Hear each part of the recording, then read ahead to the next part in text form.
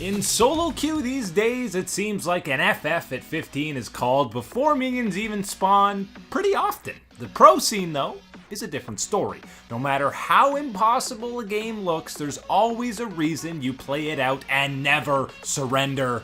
The main reason is, well, it's against the rules of pro play to actually surrender. But here are the 5 greatest comebacks in pro history.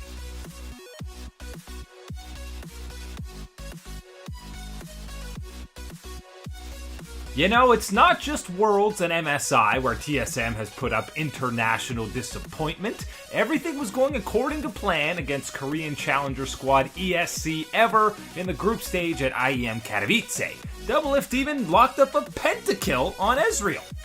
Easy coming from behind. We'll see what they can do. He's on Doublelift. Yeah, he's there's the ult. Yellowstar on his own. Doublelift taking damage from that camp as well. Yellowstar flashes, gets hooked by Crazy, gets taken out. Ever winning yet another team fight, unless Hanser can try to turn it around with that Fiora, but he's on his own. Key goes in there a little bit too deep, but they do trade. Bjergsen will ult himself. Hanser trying to zone Loken out. He's going to go over the wall. That's a good place to be away from a Fiora, but it is a double kill coming in from Doublelift. Doublelift grabs the triple. He's turning this fight around the big way. There's the Quadra. Can he go for the Penta? He's only got to kill Crazy. Crazy getting back to his turret. Hunter setting it up. Penta kill for Doublelift. And TSM takes that lead right back in a big way. With an 11k gold lead, TSM started the Baron, and in one single team fight loss, they would go on to lose 5 turrets and a Nexus, while still maintaining the gold lead. One more time though, they're setting up the Baron. They should just disengage and take the fight unless they can keep Ares busy. Yeah, teleport coming in from Bjergsen. Ares trapped by that Lissandra ultimate, gets destroyed pretty quick. Good way to keep him busy, yep. I guess. I suppose. I mean, they'll be able to take this Baron eventually, you'd think, although they're starting to take some decent damage. Scarin taking a lot. There's the culling use key. Magical Dreams his way out. Yellowstar pops that out. Very, very tanky as Crazy backs away. Hanser and Doublelift trying to get into the back lines onto Tempt and Key. Tempt tries to back away. Crazy comes over the wall to stop Hanser. There's the exhaust. Pulled back in again.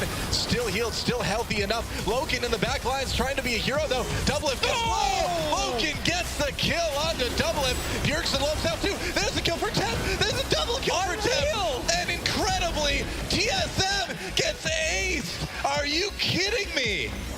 What is going on? No, you lied to everyone. You said this was supposed to be a win. I mean, they can't finish the game. They've got to go through the entire, mid lane. But that's a lot of second gold. turn of the game. They can probably take the inhibitor, right? You get inhib right now and you stop another Baron from Team Solo Mid. Again, we are constantly looking at a composition who wants to split push, getting into team fights over and over and over and over. I didn't hate the Baron start because they popped the Graves instantly. But are they going to go for it? I mean, can they finish it? They got 15 seconds. They actually have time. Are you serious? Are you actually telling me right now that TSM is going to lose the ESC Ever? They've got minions. There goes the first Nexus turret. Doublelift back in 6. Yellowstar's up. There goes the second Nexus turret. All they need to do is focus on the Nexus. They just need to focus on the Nexus. And ESC Ever, challenger team from Korea, will take out TSM. Oh, they get it! Ever, somehow, some way, they were down like 8,000 gold in the early game. Major nostalgia warning on this one. CLG EU versus Moscow 5 DreamHack 2012. A contrast of playstyles as M5 was all-out early game aggression, while CLG EU were the scaling kings, hoping to drag every game out to at least 40 minutes. They both got their wish in this one, as M5 dominated the early game and racked up what would balloon to a near 30,000, yes, 30,000k gold lead, but there's no way to stop Froggen's wave clear on Anivia, so CLG EU hit their 60-minute power spike. They drag the game out, and at that point, the gold is irrelevant, and all it takes is a single team fight. Diamondprox is going to get in there, but they've not got Genja. They're going to peel off. They've caught Darien out. Darien has to pull away from this one. He will back away. Can they finish off the Baron? The Baron was down to about 8,000 hit points. CLG going to have to peel off this one. Shirelli is rubbing pops. There goes Darien. Absolutely destroyed. Genja now is the target as well. They're going to dive towards Genja. Then the kick comes out on towards Genja. Headbutt, sorry, pulverized. Alex is now the target. That is wicked, picking up another kill. I cannot believe this is actually happening in front of me. Diamond Pro trying to get away from this one. Yellow Pete's just going to jump on his face any minute now. There we go. The shutdown comes in. The ace comes out from CLG.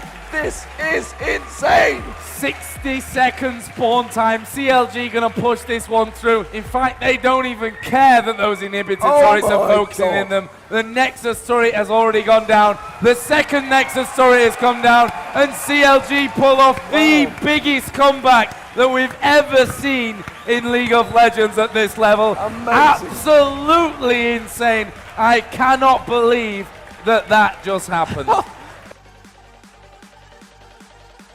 With a 25-3 record, Cloud9 was virtually unstoppable in the 2013 Summer LCS, which made it even more shocking when Vulcan racked up an 11-1 kill score and a 6k gold lead at just 15 minutes. Over the next 30 minutes though, through better team fighting and map movement, C9 would slowly chip away at that lead until one final team fight in Vulcan's base tied that kill score even and gave C9 the Nexus, despite still being down 4,000 gold.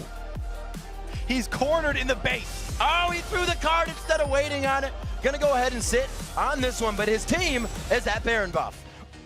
He is going to get a little bit of damage onto High, but High can heal it pretty quickly, and here's the engage at Baron. Taking it down. Meteos is in the front line, trying to get that absolute zero off. He can't get to the back. He's trying to Ice Blast onto Zuna. So much focus went to Zuna, pushing him out of the base, and it might have been what they needed here. The Baron Den. Psycho State taking so much. Zuna's forced to back. They're saying, you are our last defense. They were able to get the Baron, but at this point in the game, that's not worth 4 members because Cloud9 can go right up the middle here and end the game.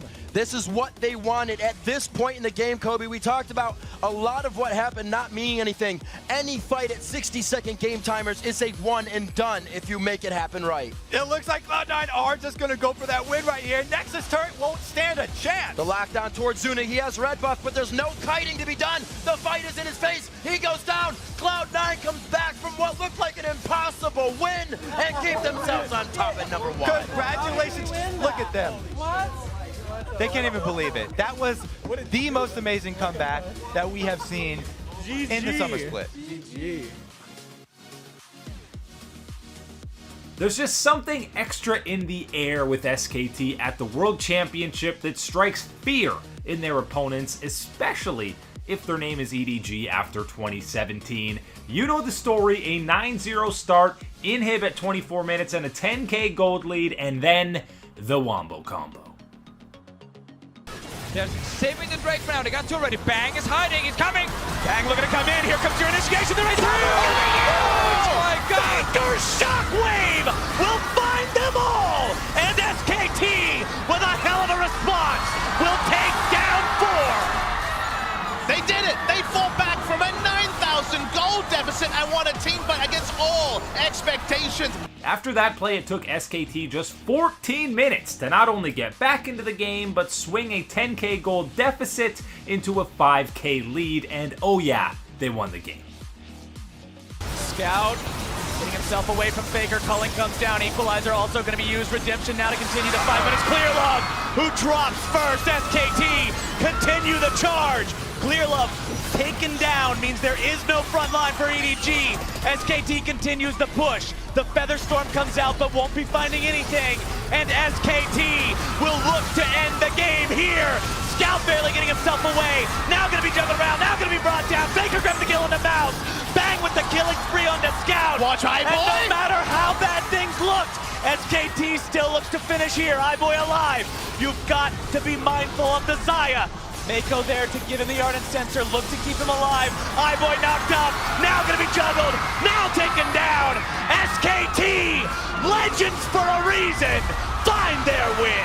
SKT are the best team to ever play League of Legends, and that man has been there for all of it. I couldn't see a way back. The stats couldn't see a way back, but one team fight initiated by Wolf.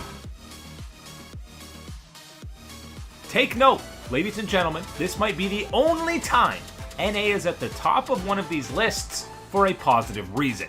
Against a 7-0 RNG in the group stage of MSI 2016, it was a back and forth early game until RNG started to pull away, and an extended ace got them a Baron, 2 inhibs, and accelerated their gold lead to nearly 16,000. Cue the epic comeback, which featured a Helm's Deep level base defense, the greatest play of Xmithie's career, and arguably the greatest cast of Kobe's career. Let's call for them for a moment. Huhi is going to try for the divide, but in the end, he's the one who's going to get taken down to 0 as Looper goes on in, turns on back actually, and this might be the final fight of the game. Looper can't go back in, but Xiaohu has no problem tagging in to take out the Emperor, and that is going to be a godlike fight for RNG.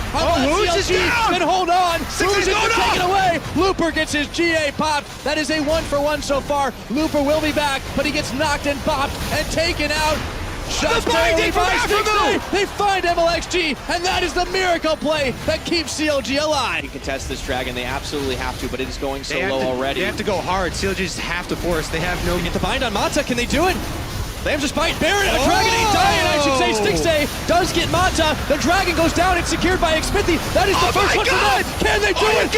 Can you believe? Do you have the faith in CLG? Because they just secured 3. Looking for 4. Looking for it. And can they end on this one? Are you kidding me? Xmithie goes in and he lambs respites to keep the dragon alive so they can't get 5th dragon during the fight. Holy moly! Yeah, CLG need to reset. Flank, it's coming in. It's going to be Looper. Darshan gets the wind up. Where's the pitch? It's not going anywhere, but in comes Looper. Now, Looper is actually going to have to back off, but can they flank again? Darshan a little low. That's marked onto Huhi, and they're starting to help, but Xiaohu is shut down by Stixxay. I don't know how this one's going to turn out, and that's insane. Looper is going low, but he chrono breaks back. A double kill for Huhi. A kill for Huhi. I can't believe it. A triple kill. That's going to be the ace. Looper is down. CLG. Do you believe, Kobe? Are you kidding me? They're going to take down the undefeated team here at MSI. Nexus turret will fall. Another will fall. 42 minutes.